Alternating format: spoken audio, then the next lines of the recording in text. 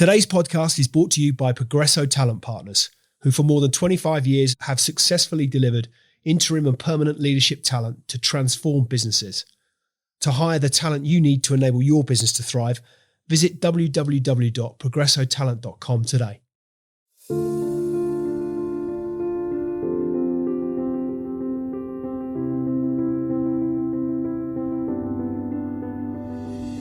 Hey listeners, today on Extrology we dive into the world of grit, resilience and unapologetic truth with none other than Michael McLean. From transforming a bankrupt holiday club into a championship powerhouse to tripling the profits of his father's business in just 3 years, Michael is a master of turning adversity into triumph. Known as the Merchant of Truth, Michael's no BS approach to business and life has inspired countless entrepreneurs to ditch excuses, embrace bold action, and build businesses that create both profit and purpose. But behind the multi-millionaire entrepreneur, author, and speaker is a man deeply committed to community, family, and giving back. What drives someone to relentlessly pursue success while staying rooted in values that truly matter? What lessons did Michael learn on the ice, in the boardroom, and in life that shaped the leader he is today? What's the story behind the story? Without further ado, let's get into it. Michael McLean, welcome to Extrology. Great to have you here as my guest today from Ottawa, as I understand it, in Canada. Is that correct? Between Toronto and Ottawa, in a small community of 6,000 people. We live on the lake in the summer in Canada, and we live in Naples, Florida in the winter. So two of the nicest environments to work in and live in. So I'm very happy to be here, Lee. Fantastic. Well, I'm really looking forward to finding out how you ended up there and what the story is behind the story. But without further ado, let's get into my first question. And I really want to get to the sense of the essence of who you are, Michael. And I think not least you're known as the Merchant of Truth. And I'm intrigued to understand, therefore, what's the personal truth that drives you every day and how has it evolved through your life? I believe one of the biggest challenges in 2024, 2025 is the lack of truth in people's personal lives. I call it the man or woman in the glass, the reflection in the mirror. The more truthful I am with myself, and this has been going on since I was in my 20s and 30s, the more truthful I am, Lee, with myself, the more successful, the more peace of mind, the more personal sovereignty I seem to have. I see life as two frequencies. When I was coaching hockey, our winning team is high frequency. When I'm an entrepreneur, I'm at my very best when I'm high frequency. When I'm a husband and a father, I'm at my very best when I'm high frequency energy. And I didn't know any of this stuff 20 years ago. I used to think it was all woo, woo, woo. I was going to, like you, outwork everybody in sight. But one of the things that I've learned the last 5 years is that we're always, always, always one of two people. We're low frequency or we're high frequency. And, a lot of people will talk about, body language and breathing and all these different things. But I just find every time in my life, if I'm having an argument with my wife at the kitchen table, or if I'm not mentally present with my 12-year-old daughter, I just have to stop myself now and correct my frequency. And low frequency is the vibration that you're putting out into the universe. It's low frequency is shame, it's guilt. It's when you're not living like you should be doing. High frequency is serving other people. So ever since I've had a service mentality, in business, I have a service mentality. When I'm coaching hockey, I'm serving those young men. And as a husband and father, I'm serving people. So all I have to is keep my mind on service. And when I think about serving and helping other people, I'm always high frequency. And then from time to time, when I dip into low frequency, I just have to remind myself that there's a higher version of me that I need to be. And then I just have a handful of habits like you do every day that guarantee I'm high frequency. Walking in nature, drinking water, reading every day, physical books, writing every day, prayer, dating my wife once a week, that kind of stuff. So I understand there's two versions of myself, low frequency and high frequency. And as I've matured, I'm spending a lot more time in the high frequency version. And have you habits that you'd be happy to share with us that enable you to check yourself consistently? You mentioned writing there, which can be very, very reflecting. But we're all human. Human nature is such that on occasion our emotions might get the better of us.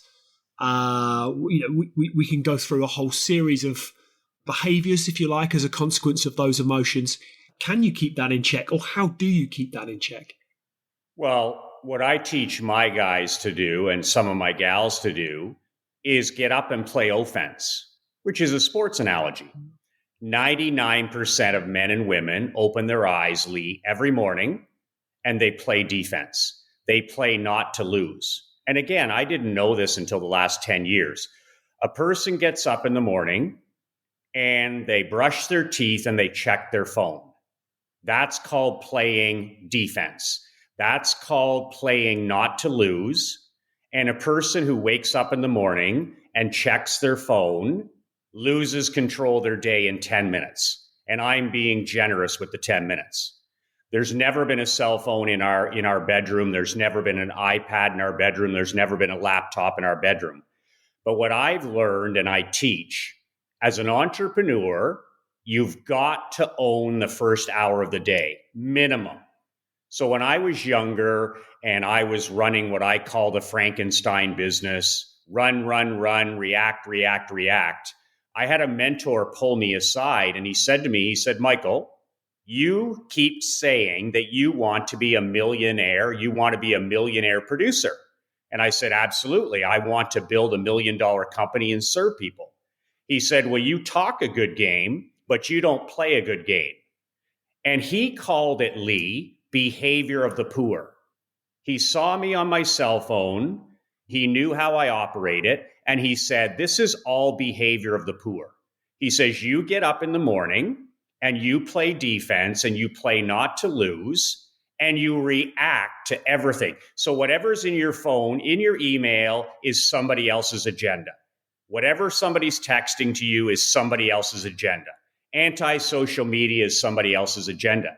He said, you must get up 7 days a week and you must win the first hour of the day. And if you win the first hour of the day, the rest of the day will be higher frequency. And I said, well, how do I win the first hour of the day? He said, that's simple. He said, the first 60 minutes of every day goes to the number one thing in your life. It could be marketing, it could be writing, it could be walking. What's the number one thing that Michael McLean has to do to be the best version of himself that day? And that's the thing that gets the 1 hour. So over the last 22 years, I've won the first hour of every day, no exceptions. Christmas, Thanksgiving, Easter, Tuesday, Wednesday, sick, happy. The first hour of the day belongs to me. But it's interesting, Lee, because when I was overweight 22 years ago, the first hour of the day went to me walking outside in nature for 1 hour. That was what I did 7 days a week, 365 days a year until I got in great physical condition. A few years later, I wasn't happy with my business income.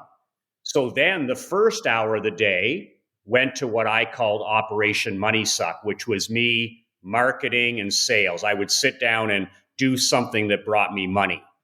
And then I've transitioned where the first hour of the day now goes to sharpening the axe, which is reading books. So the first hour of the day is different for everybody, but you must win the first hour of the day. And I've transitioned from 5 figures to 6 figures to 7 figures to 8 figures today.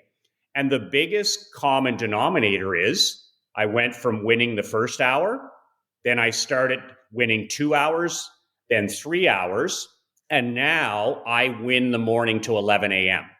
And this is the first thing, like a podcast like this is the first thing. I haven't checked my phone yet today. I haven't checked the internet today. But I started with 1 hour, then I made it 2 hours, then I made it 3 hours, and my life transformed. But that's the biggest thing. And And for me, the big three to answer your question are I've got to walk every day. I don't listen to podcasts on my walk. That's time with my creator. I think and I walk. I think and I walk.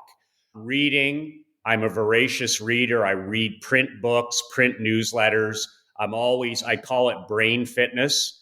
And then the third thing is writing, which to me is therapy. Like I write an email every day. I write my newsletter. That to me has been therapy, getting that out of my brain and into the universe. So those are the big three to me. But my life transformed the day I stopped playing defense and I started winning the first hour of the day. If you had to describe the person you were before you became a multimillionaire versus who you are today, how would those two Michaels differ? Well, I was chasing money. I was a single man. I wasn't a husband. I wasn't a father. I was chasing money. And my dad pulled me aside one time, and he was an entrepreneur for 70 years. He retired at 85. He's 91 now. Wow. And he said to me, we sat at the kitchen table, and he said to me, he said, Michael, he said, any fool can make money. And he was staring at me as the fool.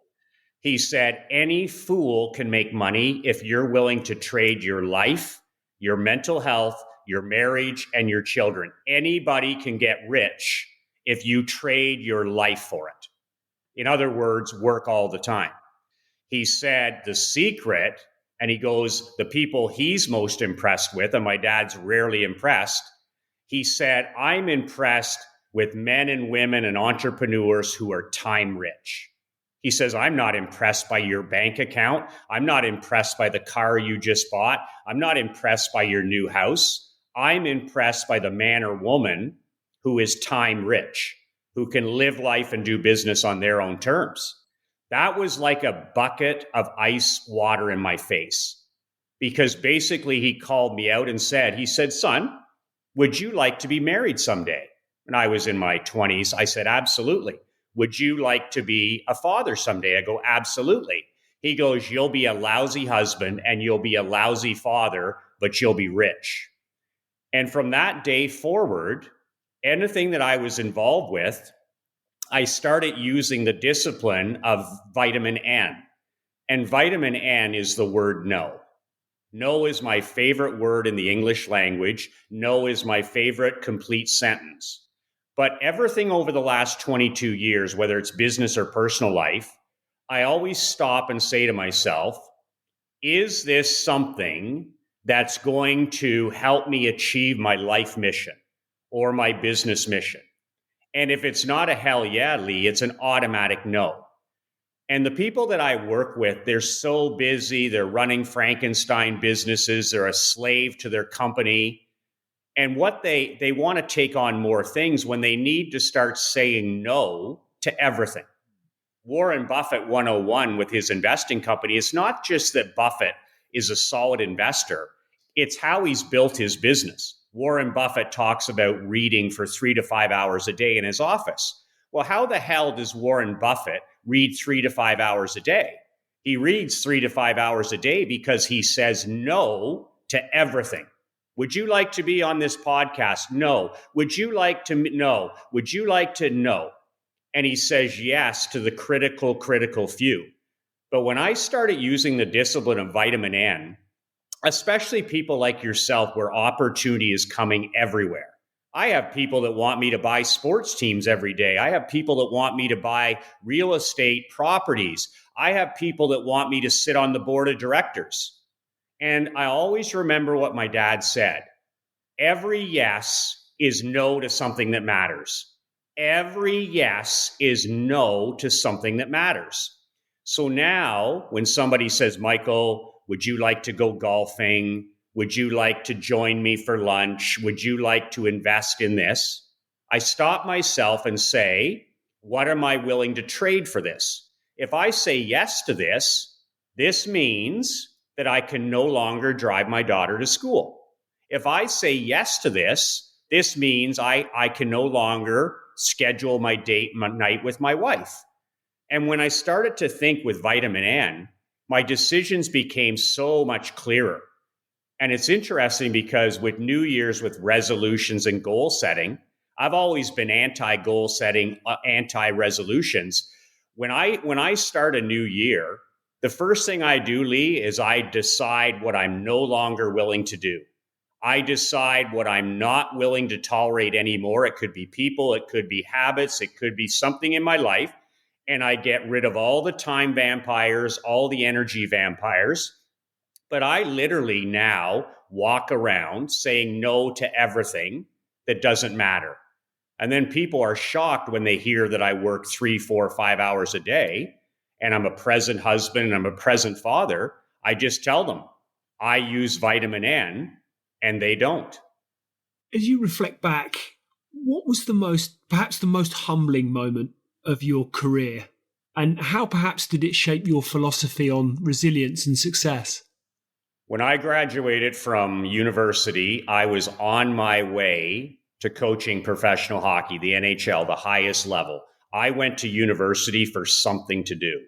I didn't go to university to learn. I have a psychology degree because if I wasn't going to coach hockey for a living, I was going to be a gym teacher. That was my plan B, be a school teacher and coach gym. So when I graduated from university, I had my very first professional job waiting for me. So I thought I'm the next great coach. And I was 25 years old at the time. 3 years later, Lee, I get fired from my pro coach. So it doesn't matter if it's soccer or it's football or it's hockey, coaches get fired, even good ones. Yeah. And I'll never forget getting fired.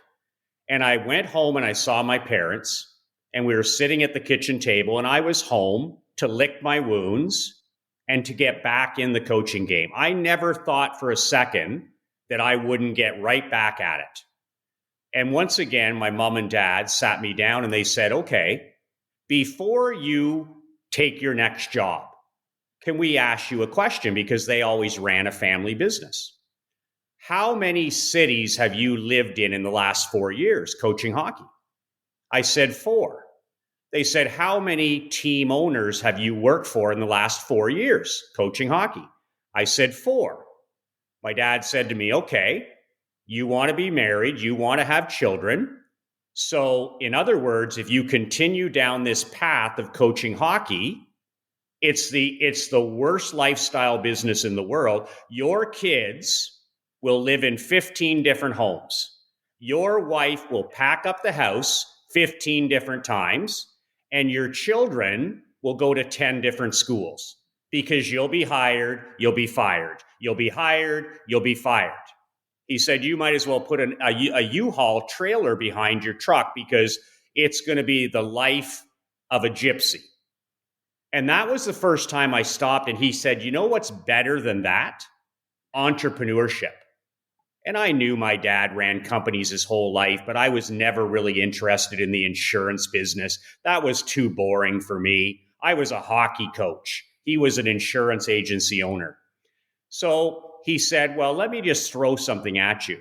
Before you go back into coaching, which you can always do, he said, what about you joining me in the family business for 12 months? Give me 1 year. And he said, I'll teach you the insurance business, which he said is the greatest business in the world for family. And I'll teach you the business from the front door to the back door. You will learn every job under that roof. And after 1 year, I want you to come into my office. And if you hate the business and you want to go back to hockey, fill your boots. At least we know. But he said, if you love it, if you're obsessed with it, which I think you will be, he says, I'll sell you the company. We'll do a 10-year buy or sell company. It's worth millions of dollars. And he said, you can take this family business to the next level. So that's exactly what I did. I said, okay. I said, I'll join you for 1 year and then I'll go back to hockey. And then my dad, Lee, gave me some great advice. He said, why don't you buy a little amateur team on the side to scratch that itch so you can learn the business? And why don't you volunteer and coach kids? He said, you'll love that just as much as pro. And that's what I did. And after that 1 year, I walked into my dad's office and I said, I love this business. And I bought it. We had a 10-year buy or sell agreement. I took over the company. I ran it for 17 years.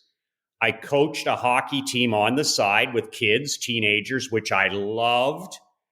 And we became the number one agency in the whole country. And I had the privilege of working with my father for 17 glorious years. He taught me more about life, more about family, and more about winning and serving other people in those 17 years than any MBA.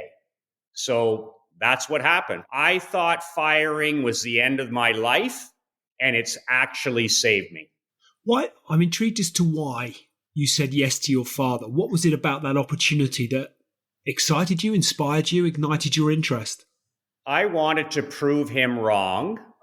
I wanted to show him that that wasn't big enough for me. I wanted to show him that I didn't want to live in a small community. I wanted to show him that I was the next great coach. And you're in your 20s, you're full of that type of energy. And I had no respect for marriage. I had no respect for being a parent because I was 25. And I always thought it would be about me. So I was incredibly selfish. I worked 16 hours a day. And I had no long-term plan except to coach hockey until my mom and dad woke me up and said, anybody can do this if you're willing to trade your life for it. And my dad always talks about legacy. My dad has 3 words. He's 91 now. He talks about it every day. He says, son, there's 3 words that matter to a man. He said, service, significance, and legacy. And he said, most people are forgotten 15 minutes after their funeral because they didn't serve anybody. So he said, your focus, if you want to be very successful in all areas of your life, service, significance leads to legacy. So he said, do you want to live a life of significance? I said, of course. He said, the first thing you have to do is serve people in every area of your life. So service was number 1. He goes, service leads to significance. At the end of your life, there's something to talk about. That guy changed the directions of people's lives. He was a great father, that kind of stuff. And if you do enough service and significance, there's a chance that you'll be remembered. And my dad always said, he goes, Michael, he said, your grandchildren and your great-grandchildren, who probably won't even know you, they will look you up on the internet or whatever it's called 100 years from now, 200 years from now. What the hell do you want them to find? Because he said, I'll tell you right now, at a funeral, they'll just mention your company name. They won't talk about money. They won't talk about power. They won't talk about fame. They'll talk about the type of father you were, the type of husband you were, the type of community person you were. So gradually, he got me into thinking less about myself, Lee, and more into service, significance, and legacy. I read you tripled the profits of your father's insurance agency in just 3 years. Was there a specific turning point or insight that unlocked that success? I was scared to death of going bankrupt. My dad put a 10-year agreement together, and he said, son, you're going to pay me $30,000 a month. He never gave me a deal. He charged me interest. I have a brother and sister. He said, I'm not running a charity. If you want this agency, it's going to take you 10 years, $30,000. Lee, I had never made $30,000 a year. And I said to my dad, I said, are you sure that I can pay $30,000 a month? He says, if you live a simple life, this works. He said, if you go out and you buy homes and cars, he says it won't work. So I'll never forget the third month in, only the third month in, My bookkeeper comes down and she says, Michael, I got some bad news. We're about $11,000 short for your dad. We don't have $30,000 to pay him in a week. And that's when I went from a business owner to a marketer, because I said, how are we going to find $11,000? And that was the day that I started building an email list. And instead of me being just an insurance agent, I became the marketer of the company. And it's interesting, when I was about to go, if I didn't pay my dad, it was over. I would have been humiliated. I would have been embarrassed, and I would have been out of a job. But he made it challenging enough that I had to be on my game all the time. So we did make that payment because I started selling. I got on the phone. I started selling for 4 or 5 days. We sent emails, and I think I made it by $200 or $300. And never, ever again was it even close. And what I did, Lee, is I brought my mentality from sports and I brought it into the insurance business, and we never looked back again. I brought that scoreboard mentality into the insurance business. And even the building, when I renovated the entire building, I built it like a locker room for athletes, not like an insurance office. Everybody had a window, everybody had a door. There were plants everywhere, fresh air, motivational sayings, bright lights. Like I built the ultimate environment for winning. Water, I got rid of the pop, I got rid of the soda. I had a gymnasium, I had a fitness center. Like I brought the winning into the insurance business. And then, of course, I got rid of everybody. We had 4 people, so I got brought in an entirely brand new staff. But looking back on it, fear is what motivated me, because my dad said, you owe me in 4 or 5 days, and it better be there. And I lived simple. I lived so simple for those first 3 to 4 years. And by the way, the marketing took off that I was able to trim that 10 years to 7. I would get these big bonus checks in January. If you have a good year in the insurance business and you sell a hell of a lot of insurance, home and car, and I was always near the top, these guys would come in from the companies and they would have a bonus check for you, 5,000, 10,000. And then about my 3rd or 4th year, I get a phone call, and it's from one of the companies that I represented. And he said, Michael, I'd like to take you out to lunch. Nobody ever took me out to lunch. I was nobody till that point. And he said, I'd like to deliver your profit sharing check. And I'm like, can't you mail it like you do every year? Oh, no, it's too big. And I was like, too big? I said, every year it's $5,000, $10,000. You don't even give me the time of day. He said, well, no, this is almost 200,000. So I couldn't believe it. I was living in a little apartment. And then I got really excited about money. And then I said to myself, I'm going to give all of these bonus checks to my dad so that I can cut down this 10 years to whatever. So that took a lot of discipline, because instead of spending the money, I walked into my dad's office and I'd have 4 or 5 checks every year and I would give them to him. And I knocked 3 years off of that buy-sell agreement by doing that. My dad was the man that taught me that. He has a saying, Lee, debt is evil. Debt is evil. And he's not talking about a mortgage on a house. Debt is evil. He goes, debt makes a hard pillow. And when I walked in there with those checks, he goes, good boy, smart, pay me down. He says, pay me down. And I kept doing that. And that stopped me from buying a car or buying a big house or any of that stuff. Debt is evil. And I'll never forget, I made that last payment at 7 years, and my dad shook my hand and he says, now you can live any way you want. Now you can live any way you want because you're debt free. You mentioned there some of the changes that you made in the business, drawing on your experiences within sports and taking it into the business environment. And I've always been fascinated by the parallels between sports and business. I think there's much that each can learn from the other. What parallels perhaps do you see between building a winning sports team and running a successful business? Well, it's one thing. Whoever has the best players getting off the bus usually wins.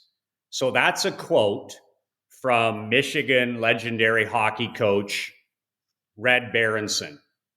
And it's all about the power of people. So if you want to be a great coach, or if you want to be a great CEO, or if you want to be a great owner of a company, you better have the best people. And I learned that lesson the right way. When I got into hockey, I thought I was the next Scotty Bowman. I thought I was the next great coach, but I didn't have the best players getting off the bus. And I didn't win, and I ended up getting fired. When I was in business, I learned quickly that I need the best employees, the best that money can afford. And as soon as I learned that whoever has the best players getting off the bus, whether it's business or sport, that's how you win.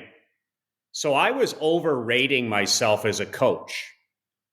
And when I won my last hockey championship in 2019, I had the best players getting off the bus. It doesn't mean you win. It's very hard. It's very difficult to win with the best players. But we had the best people and the best players. When I was in the insurance business, I worked that first year for my dad. And I'll never forget the 4 employees. They were cancer. They were toxic. They were radioactive. My dad was not a manager. He was an entrepreneur. And I always said to myself, when I run this company, you're all gone. And they treated me poorly. I was the receptionist. I was cleaning the office. My dad made me do everything. Everything, push paper, process paper, work on Sundays. And I watched these 4 employees treat clients, myself, poorly. And I'm coming from the sports business where you treat your people really well because you want to attract even more great people. So I got rid of all those 4 people, Lee, and I have a rule in business. I will never, ever hire somebody from that industry. So when I was in the insurance business, I ended up with 23 people. I had a $1 million payroll. Not one single person except for my father had ever been in the insurance business. When I started my award-winning barber shop, they said, "Oh, you can't find barbers anywhere." Good. I have 4 barbers and none of them had ever worked in the barbering industry. I trained them. In my consulting companies, whatever I do, I hire for attitude, I hire for intelligence, and then I just train the skill. But that was the biggest thing that I did in the insurance business, is getting rid of all the time vampires, all the people that didn't want to be there, all the toxic people, and bringing and recruiting in the best people I could find. Now, that's another thing that you learn in sports, Lee, that entrepreneurs are lousy recruiters. They're lousy recruiters. Somebody quits or somebody gets sick, and then they look through their resumes. I never do that. I always have, I call it a bullpen, a baseball reference. I always have 5 or 10 people that are ready to go in any business and ready to train. So I'm always recruiting. And I learned this in hockey. Like I recruited 12 months a year because I needed the best players coming off the bus if I want to win. So I never adjusted to the insurance business, ever. I remained a recruiter. Our help wanted ads ran for 17 years. 17 years. And people would say, "Michael, are you hiring?" I'm like, "I might be." What kind of performance do you think I got out of my 23 people when they knew that I was recruiting 52 weeks a year? To this day, if I walk in a coffee shop, or I walk in a restaurant, or I walk in a jewelry store, every company has a superstar, Lee, and you know it.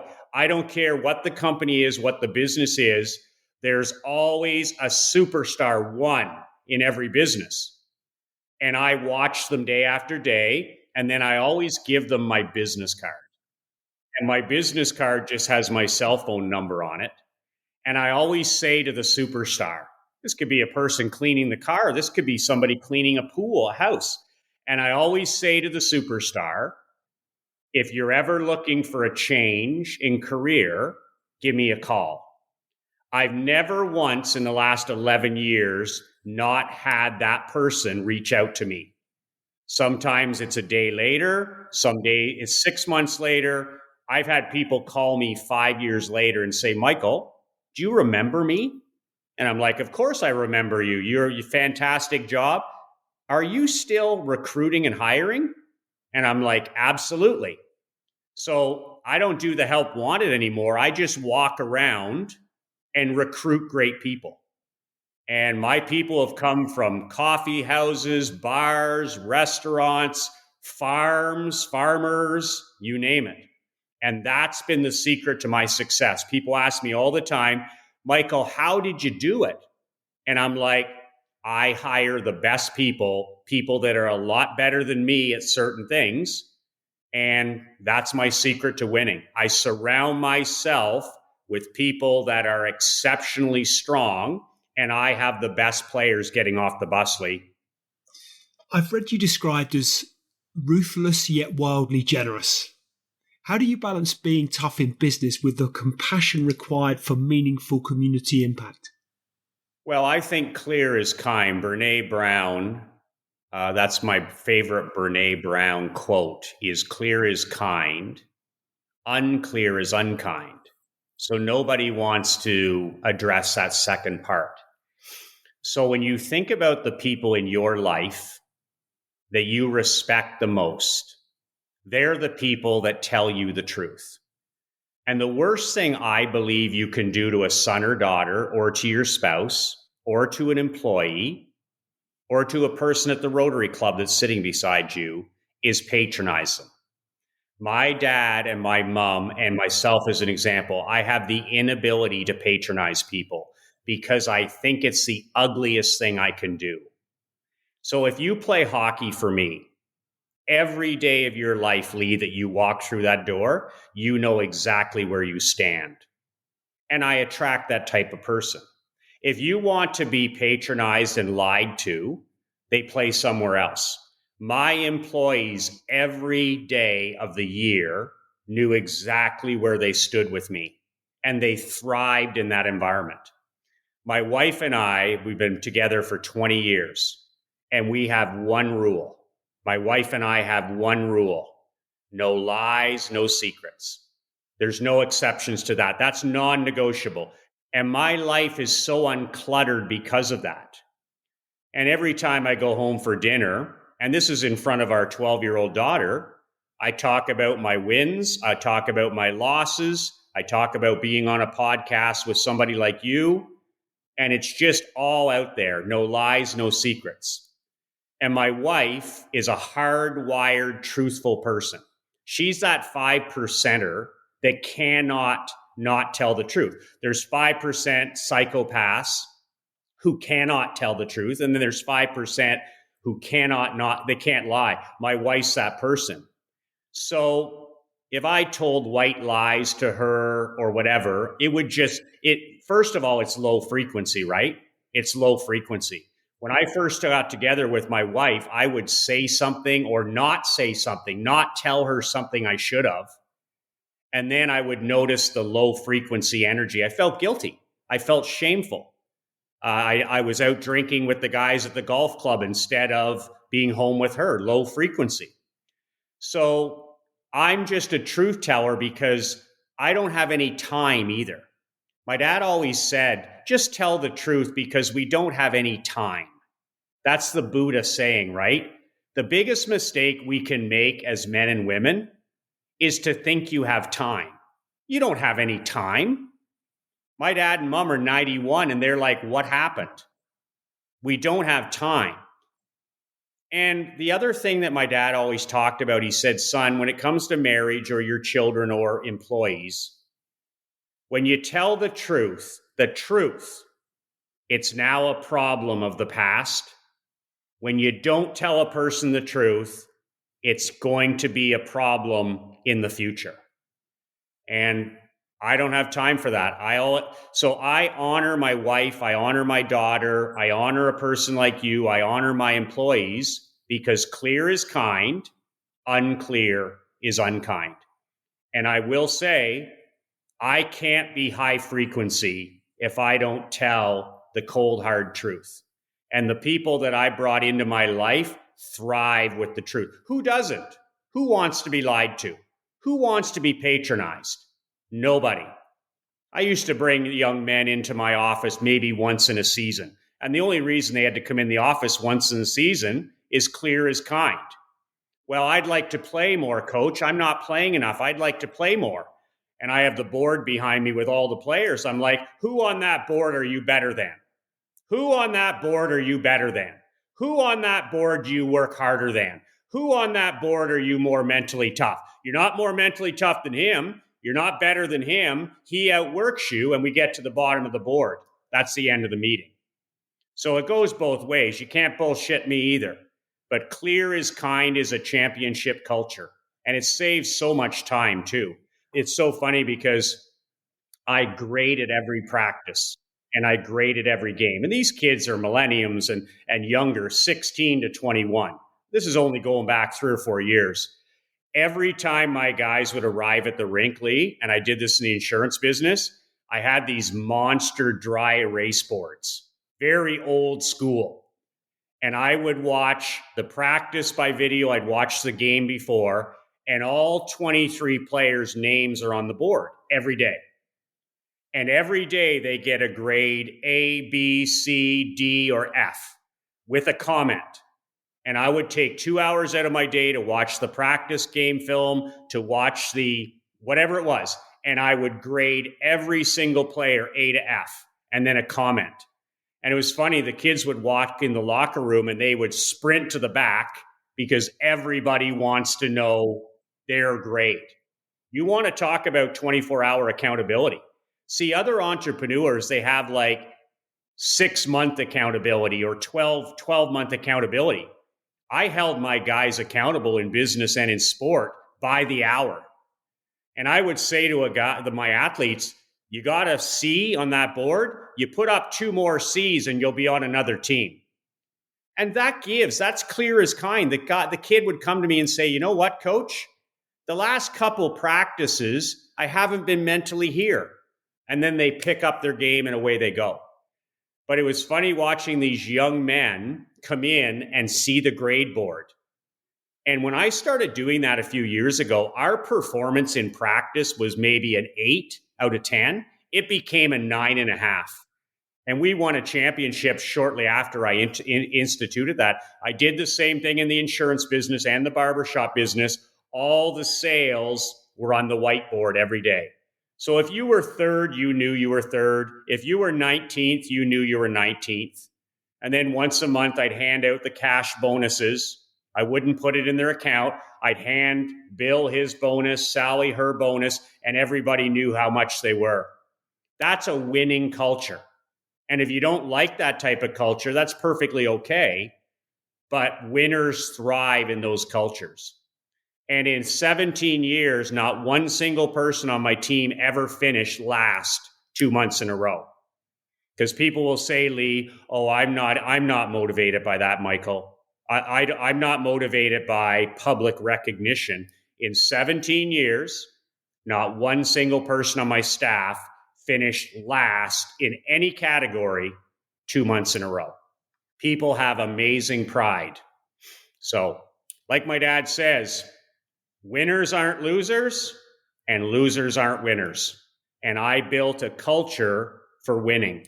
And I always think about what Nick Saban said, the great retired Alabama football coach. I never heard this said before, but it made sense. It came to team chemistry. So team chemistry in your home, there's team chemistry in your business. And I had I'm trying to build team chemistry with my hockey team. And Nick Saban, best football coach in college football history, this was what he said about team chemistry. You'll never have it ever unless you live by this rule. High achievers do not like mediocre people. Mediocre people do not like high achievers. So if you have high achievers in your business with a bunch of mediocre people, those mediocre people are going to kill your team chemistry. And you and I, we've all been there. Same thing if you have low standards in your home. If you have one kid that gets away with everything, and then you're just killing your winners, is what he was saying. So as soon as I heard Saban say this, I looked at my hockey team, I looked at my business, and I looked at my life, and I said, Michael, I can't have it both ways. So am I going to fill my world with high achievers, or am I going to fill my world with mediocre people? And that was a fork in the road for me. And that goes back to having the best people that get off the bus. I want the best human beings in my personal life. I want standards. And I totally agree with Saban. If we want chemistry and happiness and peace of mind, mediocre people do not like high achievers, and high achievers do not like mediocre people. It's one or the other, or you'll never have chemistry and peace of mind. I want to talk a bit about your championing of community impact and giving back, because it's been a big part, continues to be a big part of your life. I wonder as to what's the most rewarding experience you've had from giving, and how perhaps it may have changed you. People ask me all the time, Michael, how do you define success? I get that all the time. What's success to you? I mean, you have a definition, Lee, I have a definition. Mine is, I want to be a hero in my own home. I want applause at home. So it has nothing to do with money anymore. It has nothing to do with selling. It has nothing to do with you appeared on this podcast or winning hockey games. I want to be a hero in my own home. I want the love and respect of my queen, my wife, my secret weapon, Krista, and I want the love and respect of my daughter. So I want to be a hero in my own home. That's a very, very difficult task to take on, but that's my mission. That's my mission. I can't have the love and respect of my wife and daughter unless I'm serving all the time. So in the insurance business, we were on radio, we were on television, we marketed all the time, 24 hours a day. And then I stopped myself and I said, we're going to build this anyway. What if I do something for the community every time we do something? Any type of promotion is linked to helping other people. And that's where our community association kind of stuff was born. So I'll give you an example. So if I was doing a Christmas promotion, it was linked to the food bank. I would mail 15,000 brown paper bags in our community with a letter, my expense, and I would say, fill those brown paper bags and bring them into our office for the food bank for Christmas. So our office would be full of truckloads and truckloads of brown bags of non-perishable food items for the food bank, for families. Some people would donate money. Some people would donate toys for children. But they would link our business to serving other people. And I always did it at the grassroots level. Then I got involved with the animal shelter. I was on the board of directors and I said, they needed washing machines and dryers and all this other stuff. And I started raising money for the local animal shelter. And then the other passion project of mine, Lee, was children's literacy. Because no matter what a person's born into, I read somewhere that a child can read their way out of any circumstance. And I was so blown away by that. So no matter how bad their situation, the only chance that child has is if they can read their way out of it. Fall in love with reading, fall in love with education. So that's when we started the Grow with Books program, which was $1 puts one book in a child's hand. $1, one book. So if I raise $10,000, that's 10,000 books. So I started that day until 17 years later. I never did any business promotion without doing a charitable part of it. And then when I had my hockey team, every game, we'd have 44 home games. And every game was a charity. So it'd be breast cancer one night, diabetes the next game, just all the way down the list, Alzheimer's, and every hockey game became a charitable component. And I would talk to my athletes before the game about how a mission is bigger than yourself. These kids are teenagers. They don't think about anything but themselves. And I would talk to them about the charity that night. I would talk to them about breast cancer. I would talk to them about homelessness. And then they'd go out and play the game. But I fell in love with that service component. And we continue to do that with this business here, with farmers, with the military, all kinds of different things in the community. But it really led to me being a much more content and happy person. And it all goes back to that hero in your own home. My wife lights up when I tell her about helping somebody in the community. My daughter, since she was 9 years old, has been raising tens of thousands of dollars by herself for charities in the community. So it's contagious. It's contagious. And the hole we give through is the hole we receive through. I didn't do it for business relations, but it's just amazing when the more high frequency we are, the more we give, the more abundance that comes our way. So the entire motivation is to be a hero in my own home. I've heard you talk about dreamer's disease. I wonder if you could unpack that for us. What does that mean? And how entrepreneurs perhaps could turn their big dreams into actionable realities? I was 12 years old and I got up on a Saturday morning and I took my mom's cookware, her kitchen, all her expensive pots and pans, and I took them to the end of our driveway. We lived outside of town. And I put everything for sale at the end of the driveway on a Saturday morning. Was she aware? She knew? No, she was not aware. My friend and I wanted to have a garage sale, they called it, whatever. And he had some of his stuff, and I had my mom's pots and pans and some other things. And we started at 7 a.m. My mom got up. She was furious. And she sent my dad down to give us hell. And we had sold all of it. $20, $5, $3, whatever. And my dad came down and he pretendedly to give us trouble. And I'll never forget him looking at us, and we had the basket full of money. We're 12 years old. And he said, "Oh God, you have the dreamer's disease."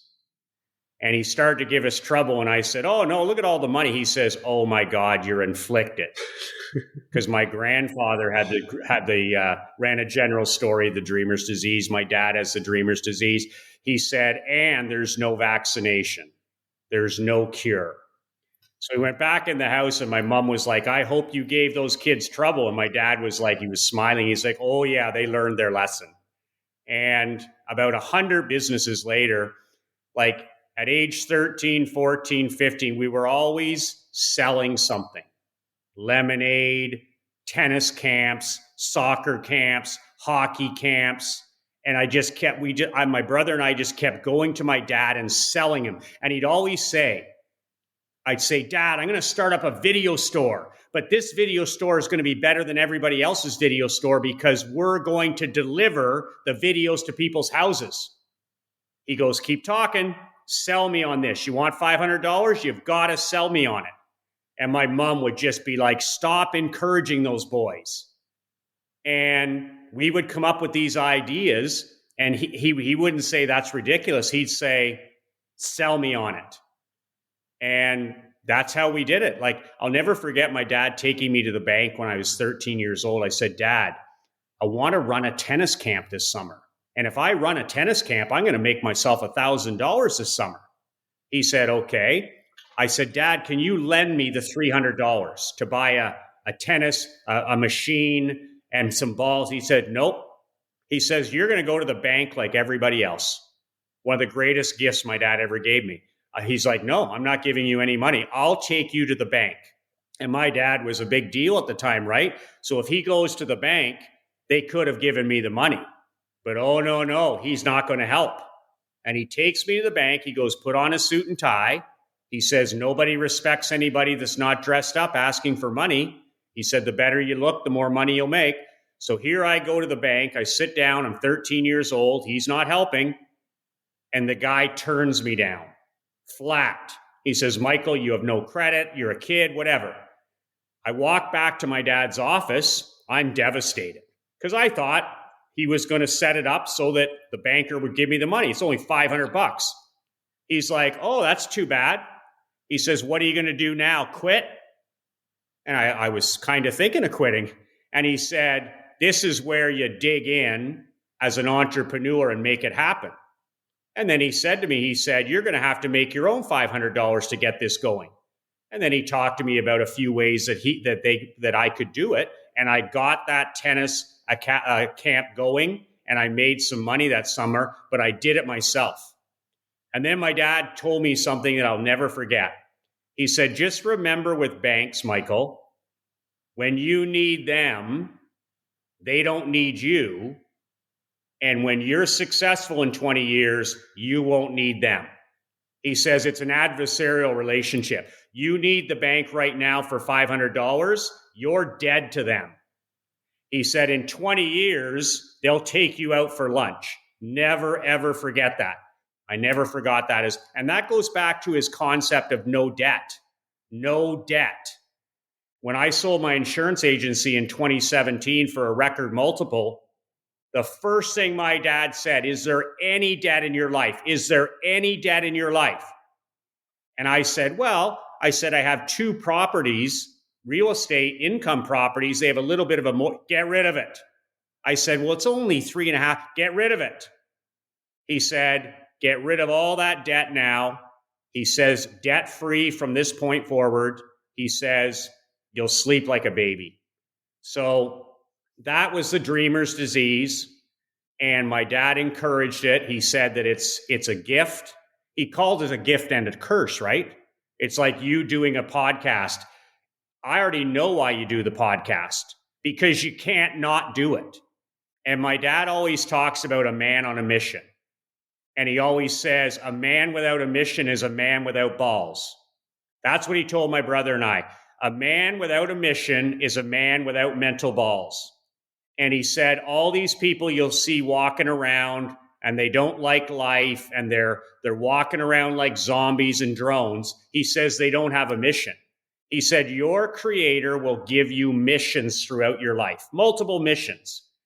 And you'll either decide to go on the mission or you won't. You'll live a life of quiet desperation. So he said 99% of men and women live lives of quiet desperation because they haven't found something that's bigger than themselves. They don't know their purpose. They don't know, he says, they're not obsessed with something. So when I was in the hockey business, I wasn't passionate about hockey. I was obsessed. There's a big difference between passion and obsessed. Oh, Michael, I'm passionate about writing. Are you joking? I write every day for 22 years. I'm obsessed with writing. You're not passionate about a podcast. You're obsessed. I was obsessed with becoming rich. I was obsessed with being a good father.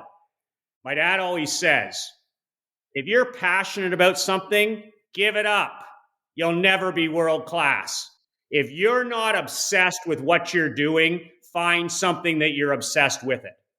And online, you hear all the passion stuff. If you like something or you're curious about something, you'll do well. No. You need to be obsessed. And my dad always said, you'll have multiple missions through your life. And I have. And he says, when one mission ends, you've got to find the next mission right away. And keep asking your creator or the universe, what's my calling now? What's my purpose now? What do you want me to do now that's bigger than myself? And then I just go on to the next mission. Like Lee, when I sold my insurance agency, people came up to me on the street and they said, "Are you kidding? You're the insurance guy. You sold your business?" I'm like, "I'm on to the next mission." Then I sold my championship hockey team, the Perth Blue Wings. Like, people are like, "You're Mr. Blue Wing. You can't sell the team." I'm like, "It's no longer my mission. I already achieved that mission." I sell the barber shop a couple years ago. "Oh my God, Michael, we love your barber shop. What are you doing?" No longer my mission. And then this business here is to serve 1 million men. That's what I'm doing right now with my consulting. My job is to serve 1 million men. And when that mission is over, I'm going to stop and I'm going to say, "Thank you very much." And I'm going to go on to the next mission. And I'm going to keep asking my creator, "What's the next mission? What's the next mission?" And that's how my dad worked to 85. I said, "Dad, why did you decide to retire at 85 instead of 65? He says, "I'm not done the mission." And I was just like, the thing about a mission, Lee, it's like you doing this podcast. If you and I are at a barbecue today, or I'm sitting on that couch behind you, soon as I introduce myself, all I want to know is about your mission. And all you want to know about is my mission. I don't talk about the weather. I don't talk about movies. I talk about my mission. And the reason I can't not talk about my mission. My wife will take us to a family reunion. And within 5 minutes, she's lost me. I'm over at the pool and I got somebody there and I'm telling them about the mission. I'm like, "I've shot 1,000 and people will ask me, right? "Michael, I read your book. I saw your video." And then boom. Like I was the most popular guy at any barbecue because I own my own hockey team.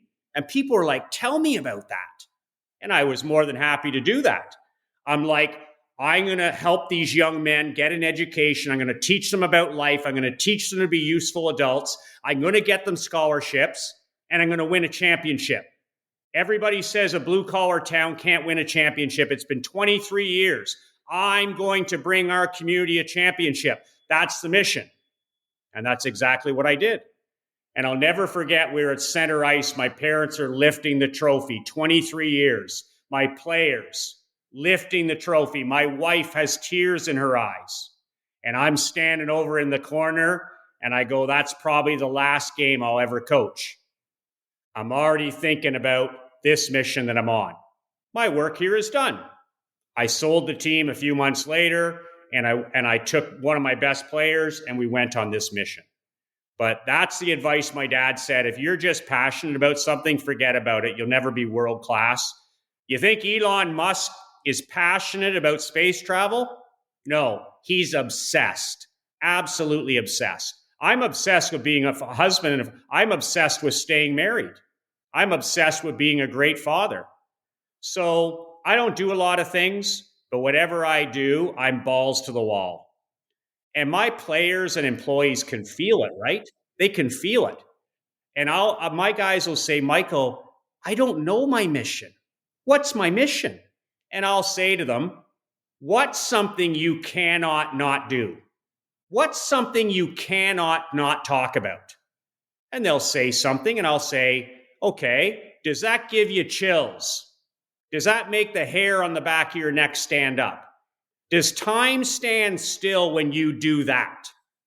And they're like, "It does." And I'm like, "Do that. Go all in on that. How does that help people?" And I say to them, their marriage is lousy, their relationship's lousy with their kids. I go, "Why do you think your marriage is lousy? Why are you disconnected from your queen? Why are you disconnected from your kids?" And they'll say something like, "Well, I work too much." I'm like, "Bullshit. You're not on a mission." When I'm on a mission, my wife is like, "That's the man I married." When my kid sees me and I'm coaching her or I'm sitting at the kitchen table, I'm vibrating. She's like, "Daddy, I'm going to raise," like she knows a man on a mission. And a man on a mission is high frequency. So this is the reason so many men are struggling in the world today. It's not they drink too much or they're on their phone too much. All that goes away when you're a man on a mission. And you're a man on a mission with this podcast. You cannot not do it. And you'll do it until you can't do it anymore. And then the secret is the next mission. When I sold my hockey team, my wife pulled me aside and she said, for God's sakes, find another mission. She doesn't like a man who's not on a mission. She married a man who's on a mission. So she says, make sure you're always on a mission serving somebody else. So that's kind of a man on a mission. A man without a mission is a man without balls, and it's true. If you were writing a letter to your daughter about the legacy you want to leave behind, what would it say? One of the things that I do at Christmas every single year that I insist my students do is they write a letter to the most important people in their life. Every year they type up a letter to their queen, to their mom, to their dad, to their manager, whoever's a key person in their life. And they thank them for the last year. So my daughter will get her 12th letter this Christmas. My wife will get her 20th letter. My mom and dad will get their 20th letter. But when it comes to legacy, what I'm teaching my daughter to do is to be free to do whatever she wants to serve other people. And I keep telling her the only way you can do that is through entrepreneurship. Now, I know she has the dreamer's disease. So instead of me saying, like, she's going to be a veterinarian probably, I tell her, own the clinic. She wants to work with horses. She's into equestrian. She loves animals. I'm like, own the business. Don't just do it, own it. So my legacy is teaching her how to take an idea of serving other people and monetizing it. Because I don't want her to be one of these people who's like, I'm passionate about this, but I'm also broke. You can't help people if you can't monetize it. So she's working on completing her first book. She knows how, Lee, to go into any industry, whether it's fundraising or whether it's horseback riding.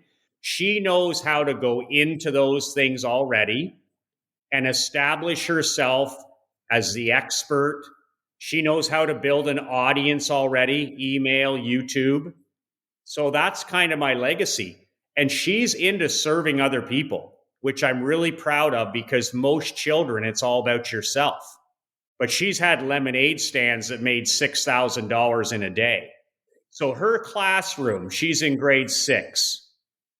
And there's this every year it's called the Terry Fox Run. And Terry Fox is the greatest Canadian hero ever in history. He was a one-legged runner. He ran across Canada before he got cancer and died. So every year they raise funds for the Terry Fox Cancer Research.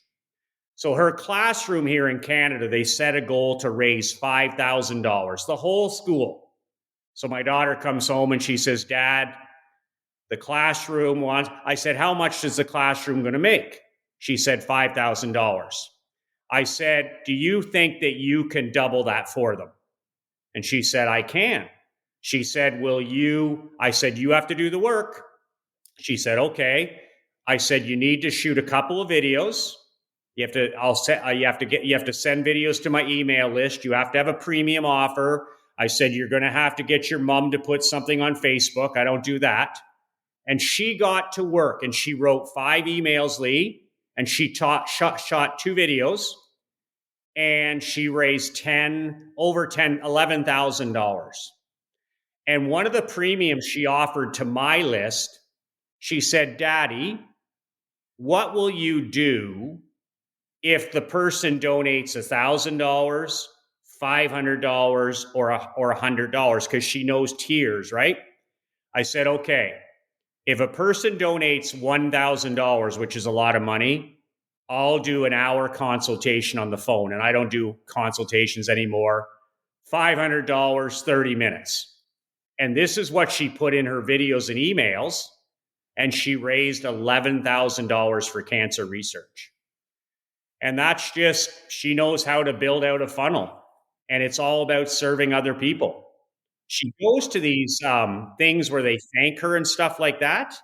And she gets around these other high frequency people. Like sometimes the CEO of the company will invite her to the Christmas party because There's this kid who raised all this money, but she's addicted almost to serving people now. So that's what I want my legacy to be. My wife and I are working on getting her addicted with serving other people. So what's next for you, Michael? Well, I'm in the midst, my daughter's 12. So my really big thing now is to continue to be a present husband and father. My dad, I'll never forget, we got married in the Dominican 17 years ago, and some of my friends were there. And the day before the wedding, I'm sitting poolside with my dad, who's been married for 70 years to my mom. And he goes, son, you're going to really miss those guys. And I look over and it's all my buddies, my golfing buddies, my tennis buddies, my drinking buddies. And I said, what do you mean I'm going to miss those guys? He says, after tomorrow, those guys are gone. I said, what do you mean they're gone? He says, all those guys are gone. He says, you're a married man now. And he points over to the pool at my wife and he says, that's your secret weapon. That's your best friend. That's your ride or die partner. These guys here, see you later. And I said, well, no. He said, no. He said, all in, all the way. He says, who's my best friend? I go, Mom. He goes, exactly. He says, how many times did I go golfing and miss something that you guys did? I said, not once. He goes, exactly. He says, then you're going to have children. He says, you're a team, but Krista's your secret wife. She's going to help you achieve your mission. Whatever your mission is, she's your secret weapon. Krista is your secret weapon. And then he talks about my mom was the COO of our family. My dad was the CEO. He said, our family is a business. He says, I'm the rainmaker. I make the money. He goes, your mom makes the trains run on time. He said, how do you think this is any different for you? He says, you're the CEO. You're the guy who brings in the money and stuff. He goes, Krista's going to make sure the trains run on time. And now that we're into horseback riding and chess and homeschooling, I'm like, wow, she is the COO. She truly is the COO. She makes our home work. And he said, he said basically vitamin N to those guys. He says, that part of your life is over. He says, it's all with her now. She's your best friend. That's the person you respect the most. And he says, now you're going to build your kingdom with her. And it's too bad, but those guys don't fit in. You want to go golfing once or twice a year, he said, that's fine, but they don't fit in. And that was the best kingdom building advice he ever gave me, is there's your BFF. That's your ride or die partner. And that's the person you're going to be joined at the hip on the mission.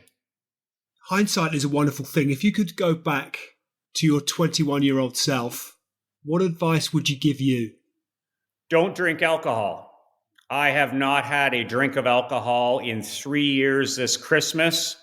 I was a heavy boozer for 35 years. They're saying in sports, win or lose, hit the booze. Alcohol was my escape. Nobody knew that I drank too much. I work 16 hours a day in the hockey business. What do you do as a coach? All your coaches after, you have a few beers every day. And that's perfectly okay. You're young, you're single, and whatever. But alcohol is the ultimate thief, especially when you're a husband and a father. So if I could redo anything, and I don't have any regrets, I really don't have a lot of regrets, is I would have stopped drinking. I didn't quit drinking. I stopped drinking. There's a big difference. Alcohol is not my friend. I didn't have to get any. I just said enough is enough. I was getting sick physically. I was waking up hungover. I was low frequency because I was feeling guilty and shame. Alcohol is low frequency. And a guy said to me one time, Lee, he said, alcohol is behavior of the poor.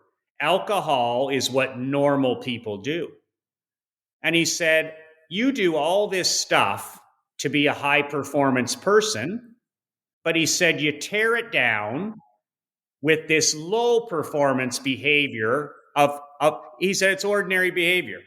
Drinking is mediocre behavior. It's ordinary behavior. It's average behavior. He goes, it doesn't fit in your life anymore. You need to be up at 6 a.m. You need to be on podcasts. You need to be with your queen. You need to be coaching your daughter. It doesn't fit.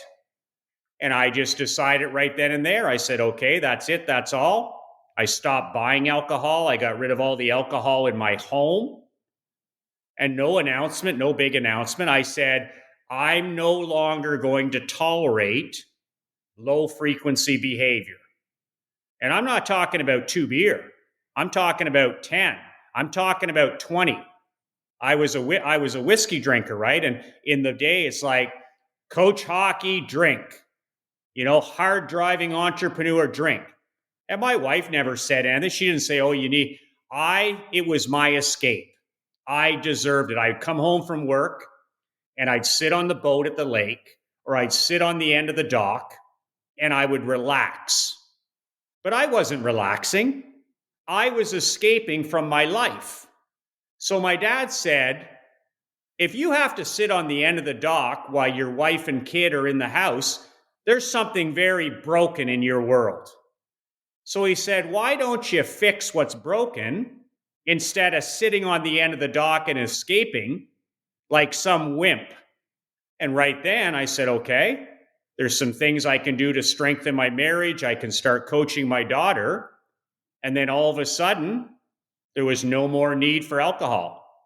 But it was stealing my time. It was stealing my energy. It was stealing my focus. And it no longer fit in my life.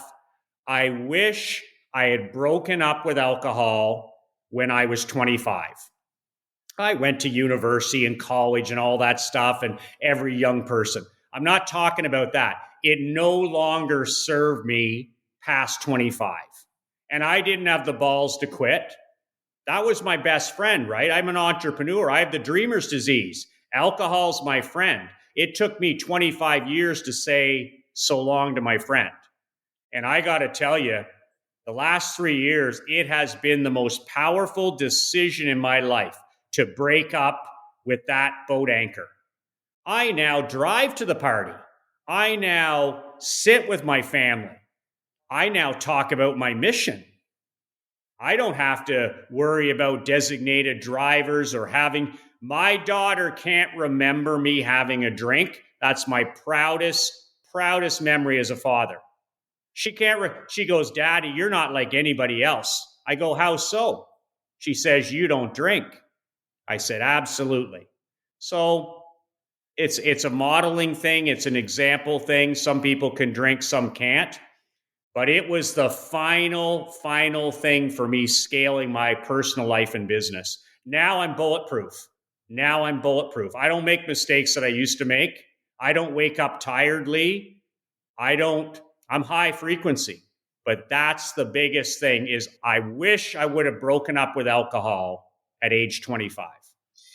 Michael, I set upon this mission with Extrology with a purpose to educate, inspire and entertain.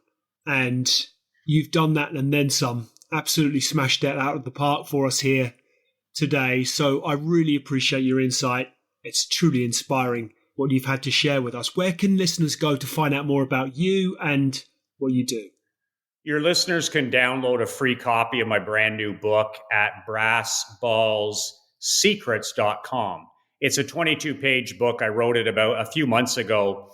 It's a free PDF, brassballsvideos.com. That, Lee, will also add them to my daily newsletter. And I think I'm the only guy that's crazy enough to write an email newsletter every day, but I write 3 ideas that I learned that day when I was sitting on the end of the dock reading. So every day after I do my reading, my study time, I sit down and I share the top 3 things with my list. So it's an email that comes every day at 10 o'clock. And it could be marketing, it could be marriage, it could be fitness, it could be money. But those are the 3 things, and I do that every day. So when they download the book for free, they can also join the newsletter list for free, brassballssecrets.com. And that's how to start any relationship. And not everybody's cup of tea, but if you like the truth and you're a candid person, that's where you can hear from me on a daily basis. Well, my thanks to the Merchant of Truth. It's been wonderful to share this conversation with you. I've really appreciated your insight, energy, and entertainment. Thank you, Michael. And I look forward to watching you continue to thrive. Well, thank you, Lee. It's always great to share our missions with a fellow man who's on a mission too. So keep up your tremendous, great, and valuable work. Thank you. Hey listeners, thank you for your audience and ears. If you've enjoyed what you've heard today, don't forget to leave us a review. It's a great way to help others discover this wonderful community of extraordinary people just like you. You can also find more great content at extrology.com, and of course you can keep up to date with all things Extrology on the socials. And Just don't a forget reminder, to hit that today's subscribe podcast is button brought to you wherever by you listen to your Progresso Talent podcasts. Products. We look Visit forward to welcoming you back next time. www.progressotalent.com today for more information.